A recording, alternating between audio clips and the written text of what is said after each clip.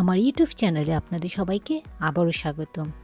আজকের ভিডিওতে আমি আলোচনা করব 3টি গুরুত্বপূর্ণ বিষয়, যেটি বাংলাদেশ থেকে যে স্টুডেন্টরা আসবেন তাদের জন্য খুবই গুরুত্বপূর্ণ, যাতে তারা অস্ট্রেলিয়াতে পড়াশোনা করার সময় একটি চাকরি করতে পারে এবং তাদের লিভিং কস্টটা অন্তত উঠিয়ে নিতে পারে।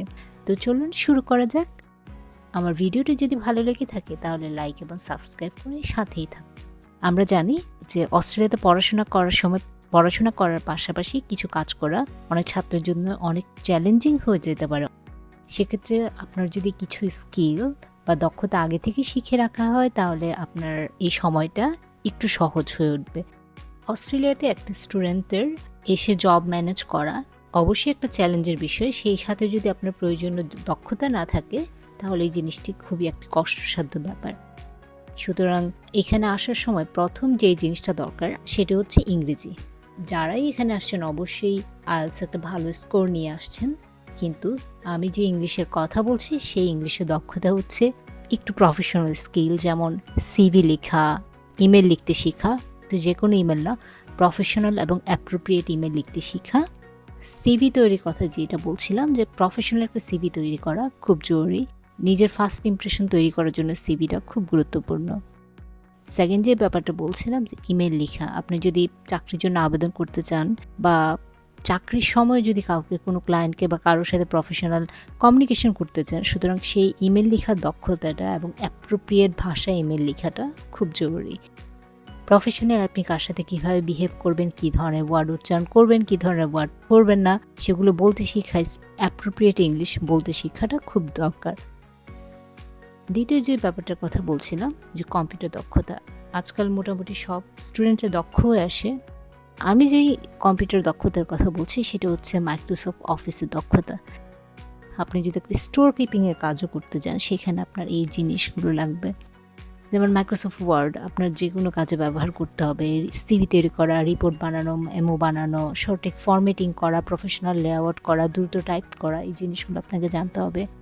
এক্সেল শেখাটা আপনার জন্য গুরুত্বপূর্ণ হতে পারে, কারণ আর ডাটা এন্ট্রি, অ্যাডমিনিস্ট্রেটিভ কাজের জন্য মাইক্রোসফট এক্সেল খুব ইউজ হয়। আপনি ভালো চাকরি পেতে গেলে আসলে এগুলো লাগবে। এটা আপনার কম্পিউটারের দক্ষতা থাকা আপনার চাকরি পাওয়ার সম্ভাবনা অনেক বাড়িয়ে দিতে পারে। তৃতীয় যে ব্যাপারটা হচ্ছে, যে যারা চিন্তা করেন যে আমি এখানে এসে আসলে উবার ডেলিভারি করব, সেক্ষেত্রে আপনার ড্রাইভিং শেখা সেটা খুব জরুরি। অবশ্যই অস্ট্রেলিয়ার যে নিয়মকানুন বাংলাদেশের ড্রাইভিং নিয়মকানুন থেকে অনেক অনেক ডিফারেন্ট এবং অনেক চ্যালেঞ্জিং। আবার যদি আপনি চালাতে জানেন এবং রুলসগুলো যদি ঠিকমতো ফলো করেন তাহলে অনেক সোজা। তো এই ড্রাইভিং জানাটা দরকার যদি আপনি উবার চালান অথবা উবার ইটসে ডেলিভারির মতো কাজ করেন, এবং এটা একটা সহজ চাকরি স্টুডেন্টদের জন্য, কারণ এত টেনশন করতে হয় না।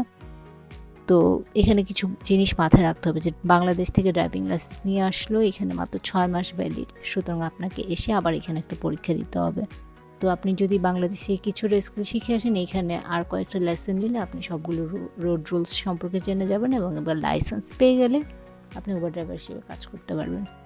উবারসেও আপনি কাজ করতে পারেন। সেখানে এটা স্টুডেন্টদের জন্য একটা ভালো অপশন, কারণ আপনি পড়াশোনা এবং কাজের মধ্যে ভালো ভারসাম্য রাখতে পারবেন।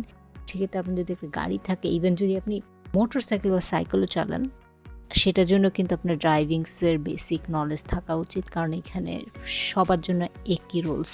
গাড়ির ড্রাইভার, সাইকেল, বাইসাইকেল সবার জন্য একই রুলস। তো আপনি যদি ড্রাইভিং জানেন, আপনি রুলসগুলো খুব সহজে আয়ত্ত করতে পারবেন। এবং শুধু লাইসেন্স থাকলে হবে না, আপনার আসলে ড্রাইভিং স্কিলটা ভালো থাকতে হবে। মানে আপনার আসলেই বাংলাদেশের আমরা হয়তো অনেকেই ড্রাইভিং লাইসেন্স নিয়ে ফেলি, কিন্তু ভালো ড্রাইভিং আসলে জানতে হবে ড্রাইভিংটা। তো এখানে যদি আসার প্ল্যান থাকে, অন্তত বছরখানেক আগে ড্রাইভিং লাইসেন্সটা নিয়ে ড্রাইভিং ঠিক মতো শিখে তারপর আসা উচিত।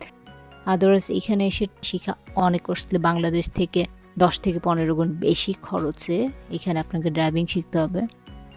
এছাড়াও আরও অনেকগুলো বিষয় আছে, বাট এই 3টি হচ্ছে অত্যন্ত গুরুত্বপূর্ণ দক্ষতা, যেটা বাংলাদেশের ছাত্রদের অস্ট্রেলিয়ায় পড়াশোনা করতে আসার সময় শিখে আসলে অনেক উপকার দিবে, বিশেষ করে জবের ক্ষেত্রে। আর এই 3টা দক্ষতা শুধু চাকরি পাওয়ার জন্য না, আপনার নিজের জন্য অনেক গুরুত্বপূর্ণ, আপনার ভবিষ্যতে প্রত্যেকটা জায়গায় কাজে লাগবে। সুতরাং আশা করি এই ভিডিওটা আপনাদের, যারা এখানে এসে জব করতে চান তাদের জন্য কিছুটা হলেও উপকারী হয়েছে। পরবর্তী ভিডিওতে হয়তো বাংলাদেশ এবং অস্ট্রেলিয়ার ড্রাইভিং লাইসেন্সের মধ্যে কী ডিফারেন্স কীভাবে পাওয়া যায় সেগুলো নিয়ে কথা বলবো। ততদিন ভালো থাকবেন, সুস্থ থাকবেন। আল্লাহ হাফেজ।